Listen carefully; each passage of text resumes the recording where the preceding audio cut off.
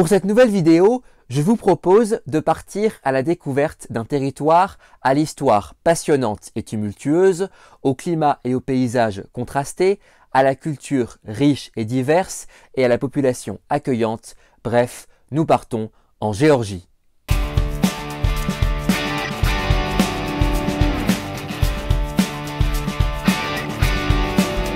Non, non, non, pas cette Géorgie-là, car même si on retrouve la plupart de ces caractéristiques dans l'État américain de la Géorgie, elles existent également dans le pays qui s'appelle la Géorgie. Car en effet, ce petit État du Caucase, aux confins de l'Europe et de l'Asie, est le cadre de ce 64e épisode des Drapeaux du Monde.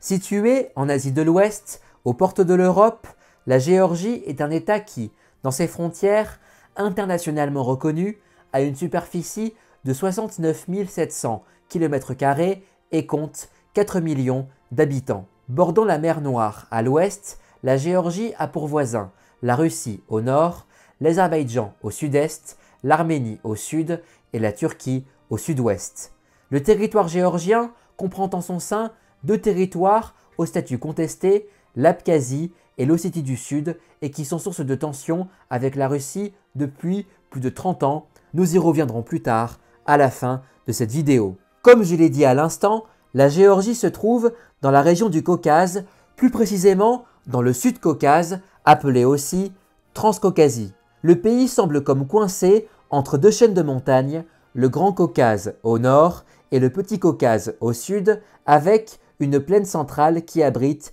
l'essentiel de la population. En dépit de sa petite taille, l'équivalent de la région française Auvergne-Rhône-Alpes, le territoire géorgien se caractérise par sa grande diversité climatique et environnementale. Depuis les plaines côtières au bord de la mer Noire, recouvertes en partie par des forêts humides tempérées, aux plaines semi-arides de l'Est, en passant par les neiges éternelles des sommets des monts du Grand Caucase qui s'étirent d'ouest en est le long de la frontière russo-géorgienne et dont le point culminant, côté géorgien, s'élève à près de 5200 mètres d'altitude. Cette diversité se retrouve également sur le plan culturel car si la très grande majorité des habitants de la Géorgie sont d'ethnie et de langue géorgienne et pratiquent le christianisme orthodoxe, on retrouve de nombreuses autres minorités comme des Abkhazes, des Ossètes, des Arméniens, des Azéris, des Grecs, des Kurdes, des Assyriens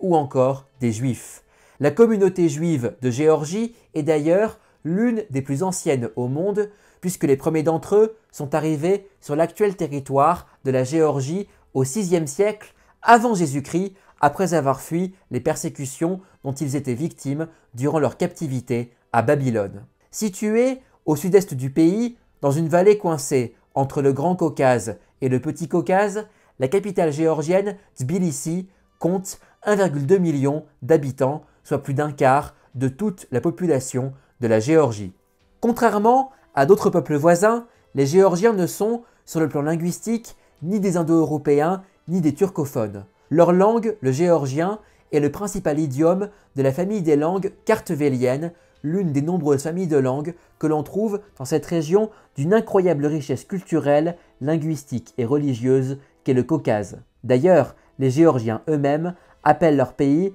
Sakartvelo, qui peut se traduire par pays des Kartvéliens. Quant au terme Géorgie lui-même, si on a longtemps pensé qu'il dérivait de Saint-Georges, qui est le saint protecteur de la Géorgie, il viendrait en réalité du mot persan Gurg, ce qui signifie loup au pluriel. Après avoir été divisé en plusieurs petits États durant l'Antiquité et le Haut Moyen-Âge, est soumis à la rivalité des grandes puissances voisines, avec d'un côté l'Empire romain puis byzantin et de l'autre l'Empire perse, parthe puis sassanide, la Géorgie, qui adopta le christianisme comme religion officielle dès le IVe siècle, fut unifiée pour la première fois en un seul et unique royaume en l'an 1008 par la dynastie des Bagratides. À son apogée, sous la reine Tamar Ier, qui régna de 1184 à 1213, le royaume de Géorgie contrôla soit directement, soit indirectement, par l'intermédiaire d'États qui lui versait un tribut ou était simplement dans sa zone d'influence, l'ensemble de la région du Caucase, le nord et l'est de l'Anatolie et près de la moitié des rives de la mer Noire. Les souverains de la dynastie bagratide profita notamment de l'affaiblissement du sultanat des Turcs seldjoukides pour étendre le territoire de leur royaume. Par ailleurs, la Géorgie bénéficia de sa position géographique stratégique aux confins de l'Orient et de l'Occident, formant comme un couloir entre la mer Noire et la mer Caspienne, ce qui la plaçait à proximité de routes commerciales majeures, à commencer par la fameuse route de la soie. Mais après avoir été ravagée par les invasions mongoles au XIIIe siècle, puis par celles des armées de Tamerlan à la fin du XIVe siècle, le royaume de Géorgie s'effondre et en 1466, il se divise en plusieurs royaumes et principautés. Ces petits États, nés sur les ruines du royaume géorgien, furent incapables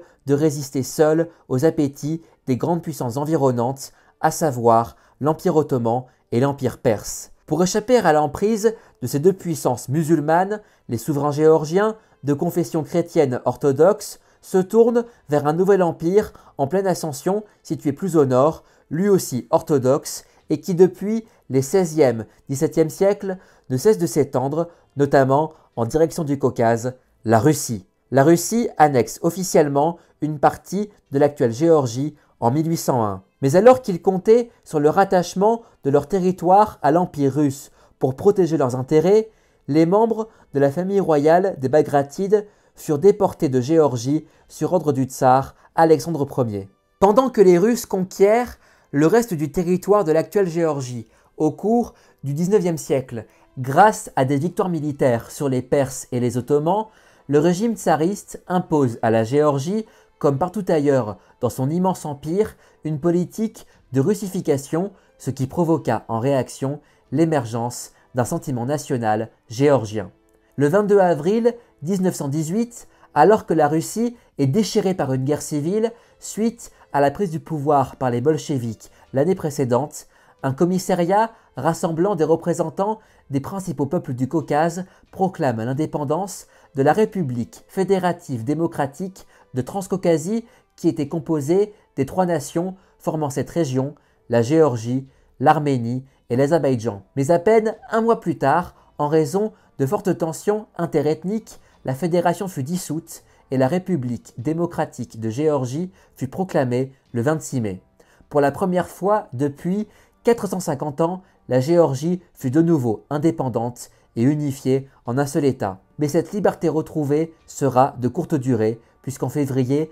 1921, les armées rouges bolcheviques s'emparent de Tbilissi et intègrent la Géorgie dans ce qui deviendra officiellement l'Union soviétique, l'URSS, en 1922. D'ailleurs, pour rappel, c'est de Géorgie qu'est originaire un certain Joseph Vissarionovitch Djougashvili, plus connu sous le nom de Staline.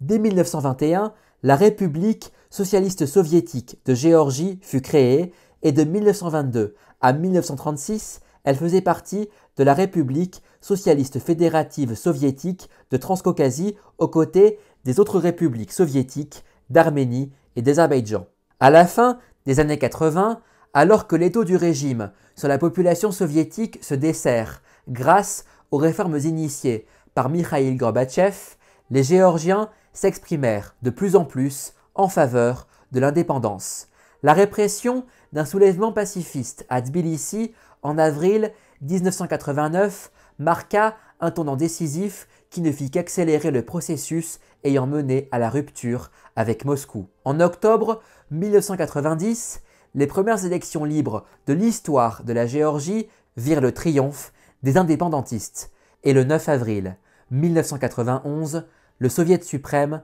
rebaptisé Conseil suprême de la Géorgie, proclama officiellement l'indépendance de cette dernière à la suite d'un référendum tenu quelques jours plus tôt qui vit 99,5% des Géorgiens s'exprimer en faveur du retour à la pleine souveraineté de leur pays. Le drapeau de la Géorgie arbore une croix rouge sur un fond blanc qui est comme découpé en 4 rectangles appelés ici quartiers au sein desquels se trouvent 4 petites croix rouges. Le drapeau géorgien est d'ailleurs parfois surnommé drapeau à 5 croix. La Grande Croix est une croix de Saint Georges, saint protecteur de la Géorgie et qui ressemble très fortement à celle que l'on trouve sur le drapeau de l'Angleterre, tandis que les 4 petites croix sont des croix dites de Bolnicy, appelées ainsi car elles proviennent du Sion de Bolnicy, une basilique orthodoxe datant du 5e siècle, située à une quarantaine de kilomètres au sud-ouest de Tbilissi. Si l'on en croit le site officiel de la présidence géorgienne, le blanc représente ici la chasteté, l'innocence, la pureté et la sagesse, alors que le rouge symbolise l'amour, la bravoure, le courage et la justice. Quant au drapeau lui-même, il représente l'attachement de la nation géorgienne à la foi orthodoxe et la dévotion du peuple géorgien à Dieu en tant que chrétien, ainsi que l'amour qu'il lui porte. Le drapeau de la Géorgie est d'autant plus intéressant qu'il est l'un des étendards les plus vieux au monde, encore utilisé de nos jours puisque ses origines remontent au Moyen Âge. Sur un portulan, terme désignant une carte maritime permettant aux marins d'identifier les ports, dessiné en 1339 par Angelino d'Ulcert, un cartographe d'origine italienne basé à Majorque, on reconnaît 2 drapeaux arborant les 5 croix rouges sur fond blanc. L'un représente une ville appelée Tiflis, ce qui correspond probablement à l'actuelle capitale géorgienne Tbilissi, l'autre représentant la ville de Sébastopoli, ce qui correspond à la ville de Soukoumi en Abkhazie, à la différence qu'ici, en plus des 5 croix rouges sur fond blanc, ce drapeau arbore aussi une succession de bandes vertes et blanches. C'est ce dernier drapeau qui apparaît de nouveau pour représenter la Géorgie dans 2 portulans réalisés respectivement en 1439 et en 1447 par un cartographe catalan, Gabriel de Valseca. Quant au drapeau représentant seulement les 5 croix rouges, appelé aussi drapeau de Savasto, il apparaît sur le portulan de 2 frères cartographes vénitiens, Domenico et Francesco Pizzigano, réalisé en 1367 pour représenter là aussi la ville de Tbilissi, appelée ici Tifilide. L'origine exacte du drapeau à 5 croix est sujette à débat. Selon certains, il tirerait ses origines de l'étendard qui aurait été arboré par le royaume d'Ibérie, l'un des états ancêtres de la Géorgie à partir du 5e siècle. Et non, ce royaume d'Ibérie n'a absolument rien à voir avec la péninsule ibérique. Il s'agirait d'une simple croix de Saint-Georges de couleur rouge foncé sur un fond blanc et il aurait été adopté comme étendard royal par le roi Vakhtang Ier qui est aujourd'hui l'un des saints de l'église orthodoxe géorgienne. Toutefois, cette théorie manque de preuves suffisamment solides pour être soutenue. Et de fait, l'hypothèse vers laquelle les historiens se tournent le plus aujourd'hui est celle que les 5 croix de la bannière géorgienne sont directement tirées de celles créées au XIe siècle et utilisées à partir de la fin du XIIIe siècle pour représenter le royaume de Jérusalem, l'un des États latins d'Orient créés par les chevaliers chrétiens d'Europe occidentale durant les croisades, ces expéditions militaires destinées notamment à reprendre aux musulmans la ville de Jérusalem qui abrite le tombeau du Christ. Et d'ailleurs, le saint protecteur des croisés n'est autre que Saint Georges et les croisés se donnèrent comme symbole une croix rouge sur fond blanc qu'ils arboraient sur leurs armures pour se distinguer des autres chevaliers. L'hypothèse des 5 croix rouges, directement tirée de celle du royaume de Jérusalem et influencée par la croix de Saint Georges, semble être pertinente dans la mesure où elles auraient été adoptées comme emblème du royaume de Géorgie par le roi Georges V, dit le Brillant ou l'Illustre, qui régna sur la Géorgie de 1299 à 1302, puis de nouveau de 1314 à 1346. Cela permet ainsi de mieux comprendre les 2 versions des drapeaux représentant la Géorgie avec les 5 croix rouges qui apparaissent sur les cartes à partir du milieu du XIVe siècle. Toutefois, la découverte d'une pièce de monnaie en décembre 2021 a quelque peu remis en cause cette hypothèse jusque-là largement acceptée. Fabriquée sous le roi David IV, dit le bâtisseur, qui régna de 1089 à 1125, elle affiche 5 croix qui ressemblent trait pour trait à celles qui seront utilisées plus tard par le royaume de Jérusalem, puis par celui de Géorgie. Cette découverte ferait ainsi potentiellement reculer de plus de 2 siècles la date d'adoption du drapeau à 5 croix comme emblème officiel du royaume géorgien. Curieusement, bien qu'il soit associé à la Géorgie depuis des siècles, le drapeau aux 5 croix rouges sur fond blanc ne fut adopté comme bannière officielle par l'État géorgien que le 14 janvier 2004, il y a 20 ans donc. En effet, depuis son indépendance en 1991 et jusqu'à cette date, la Géorgie avait comme étendard un drapeau de couleur rouge foncé avec 2 petits rectangles noirs et blancs en haut à gauche du côté de la hampe du drapeau. Cette bannière fut déjà utilisée par l'éphémère République démocratique de Géorgie qui exista de 1918 jusqu'à sa conquête par les bolcheviks en 1921, avec toutefois une différence notable au niveau des dimensions du drapeau. Ce dernier fut créé par le peintre Jacob Nicoladze dans le cadre d'un concours destiné à donner de nouveaux symboles nationaux, dont un drapeau à l'État géorgien alors renaissant. Le fond rouge foncé de cette bannière est censé représenter à la fois les jours heureux du passé et la promesse d'un avenir meilleur, tandis que le noir symbolise l'époque où la Géorgie était sous la domination de la Russie et le blanc l'espoir de la paix. De nouveau adopté comme étendard national lors du retour à l'indépendance suite à l'effondrement de l'URSS, ce drapeau fut de plus en plus rejeté par les Géorgiens car ils virent dans cette bannière le symbole de tous les ennuis causés par le chaos des années post-soviétiques qui ont marqué la Géorgie des années 90 et du début des années 2000, ce que nous allons évoquer plus précisément dans un instant. Depuis qu'elle a retrouvé son indépendance en 1991, à la faveur de la disparition de l'URSS, la Géorgie semble tiraillée entre d'un côté sa volonté de se rapprocher de l'Occident et de l'autre l'influence incontournable et souvent encombrante de son grand voisin, la Russie, qui exploite à son avantage les tensions ethniques au sein de la Géorgie pour tenter de maintenir cette dernière dans sa sphère d'influence. Car en effet, l'État géorgien est aux prises avec 2 territoires rebelles, l'Abkhazie et l'Ossétie du Sud, peuplés par des groupes ethniques, les Abkhazes et les Ossètes, complètement différents des Géorgiens d'un point de vue linguistique et culturel et qui, s'ils font officiellement partie de la Géorgie, échappent de fait au contrôle des autorités de Tbilissi depuis plus de 30 ans. À l'époque soviétique, l'Abkhazie et l'Ossétie du Sud étaient respectivement une république socialiste soviétique autonome et un oblast autonome au sein de la République socialiste soviétique de Géorgie. Avant même la chute de l'URSS, ces 2 territoires tentèrent de faire sécession de la République soviétique de Géorgie. Pendant la guerre civile dans laquelle plonge la Géorgie entre 1991 et 1993, l'Abkhazie et l'Ossétie du Sud en profitent pour faire de facto sécession, et ce avec l'appui de la Russie, malgré les tentatives de reconquête de l'armée géorgienne.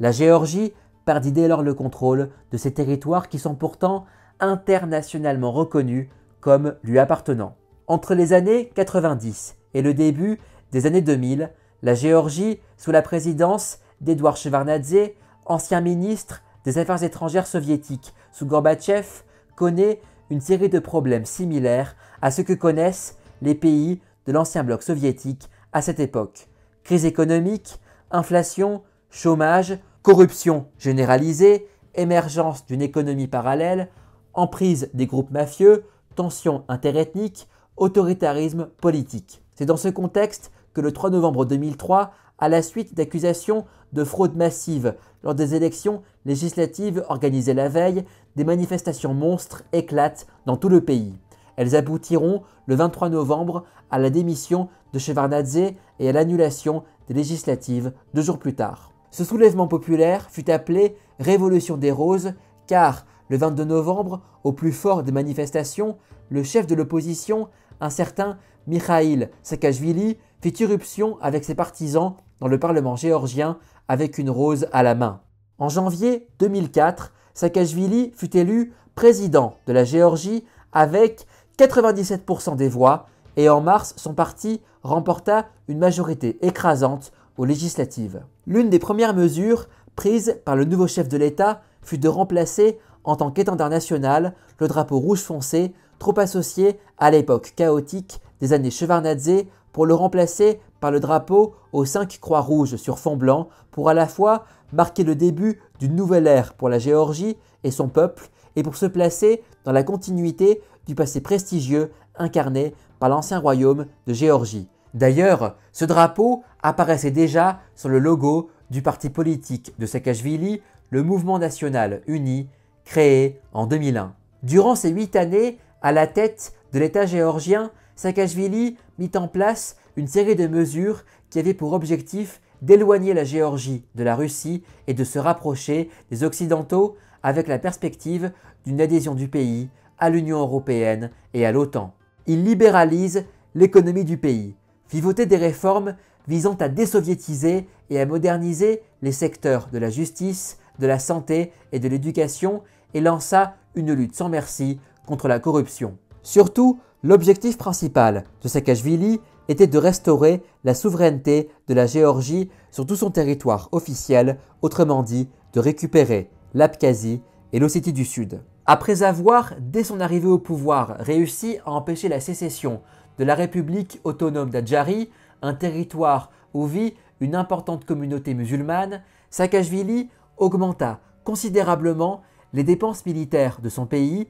et l'armée géorgienne bénéficia d'un appui massif des États-Unis en matière d'équipement et d'entraînement. C'est dans ce contexte que le 7 août 2008, en réaction à des bombardements de villages géorgiens par l'armée ossète, Saakachvili décide de lancer la reconquête des territoires perdus en lançant ses troupes vers l'Ossétie du Sud. Erreur majeure, car Saakachvili a surestimé le soutien apporté par les Américains et sous-estimé au contraire la réaction de la Russie dont des troupes sont stationnées dans les deux territoires sécessionnistes depuis le début des années 90. Moscou utilise le prétexte de cette attaque contre les Ossètes pour lancer sa propre offensive militaire. En l'espace de seulement quelques jours, la petite armée géorgienne est mise en déroute par les soldats russes qui, au maximum de leur avancée, ne sont qu'à une vingtaine de kilomètres de la capitale géorgienne, Tbilissi, qu'ils bombardent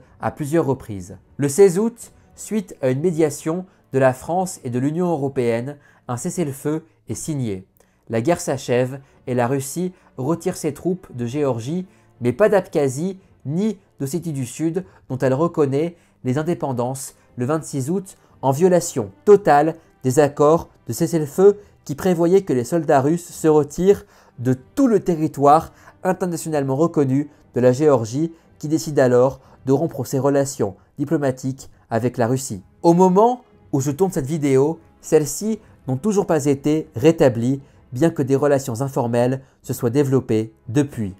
Ainsi, la Géorgie a perdu le contrôle de 20% de son territoire et l'Abkhazie et l'Ossétie du Sud, qui ne sont reconnus que par 5 États membres de l'ONU, la Russie, la Syrie, le Nicaragua, le Venezuela et Nauru, sont de facto contrôlés par Moscou. On estime qu'environ 5000 soldats et membres des services secrets de la Fédération de Russie sont stationnés dans chacun de ces deux États sécessionnistes, tandis que leurs petites armées sont entièrement équipées et contrôlées de fait par les Russes. Depuis 2012, la Géorgie est dirigée par le parti Rêve géorgien. Si ce dernier est officiellement favorable à une poursuite du rapprochement de la Géorgie avec l'Occident, sa position sur la question des relations avec la Russie est pour le moins ambiguë. C'est parce que le fondateur de ce parti, qui fut Premier ministre entre 2012 et 2013, est un puissant oligarque dont la fortune est estimée à 5 milliards de dollars et qui possède de nombreuses affaires en Russie ainsi que des liens étroits avec des oligarques russes. Tout cela explique sans doute pourquoi le gouvernement géorgien est accusé depuis plusieurs années par l'opposition de tenter de saboter le processus de rapprochement de la Géorgie avec l'Europe et les États-Unis afin de la faire revenir dans le giron de la Russie. Malgré tout, la marche de la Géorgie vers l'ouest semble inéluctable. Si l'adhésion à l'OTAN paraît hors de portée du fait de l'occupation de l'Abkhazie et de l'Ossétie du Sud par les troupes du Kremlin, le 3 mars 2022, quelques jours seulement après le début de l'invasion de l'Ukraine par la Russie, la Géorgie dépose sa candidature pour adhérer à l'Union européenne et le 14 décembre 2023, sur recommandation de la Commission européenne, le pays devient officiellement candidat à l'adhésion à l'UE. Le pays est encore loin de remplir les 35 critères nécessaires pour intégrer l'Union, mais avec 80 à 90% de la population favorable à l'adhésion, selon les enquêtes d'opinion, la Géorgie a bon espoir d'intégrer un jour la grande famille européenne. Avec un PIB par habitant exprimé en parité de pouvoir d'achat qui s'élève à 22 350 $, la Géorgie possède l'une des économies les plus libérales de l'ancien bloc communiste et selon une étude de la Banque mondiale, elle fait partie des 10 pays au monde où il est le plus facile de faire des affaires et de créer une entreprise. Fait amusant, la Géorgie est devenue, en juillet 2018, le deuxième pays au monde après l'Uruguay à avoir légalisé la possession et la consommation de cannabis. Dans le même temps, la Géorgie, qui se classe au 60e rang mondial en matière de développement humain, à la 49e place en matière de lutte contre la corruption et qui se trouve en 89e position en matière de démocratie, souffre encore de nombreux problèmes qui pourraient menacer les progrès incontestables que le pays a connus ces 20 dernières années. Malgré tout, il faut espérer que la Géorgie puisse un jour recouvrer sa souveraineté sur tout son territoire et dans le même temps poursuivre l'amélioration de sa situation en matière économique, de transparence et de démocratie afin qu'elle puisse assurer la liberté, la sécurité, la prospérité et plus globalement un avenir radieux à sa population. Et voilà, c'est la fin de cette vidéo consacrée au drapeau de ce pays, fort ancien mais trop souvent ignoré qu'est la Géorgie. J'espère qu'elle vous aura plu. N'oubliez pas d'aimer et de partager cette vidéo. N'oubliez pas non plus de vous abonner dès maintenant à ma chaîne YouTube et retrouvez-moi également sur Facebook et sur Instagram. Pour le 65e épisode des Drapeaux du Monde, nous retournerons en Afrique de l'Ouest pour découvrir le drapeau du Ghana. D'ici là, prenez bien soin de vous et à très bientôt les amis. Salut!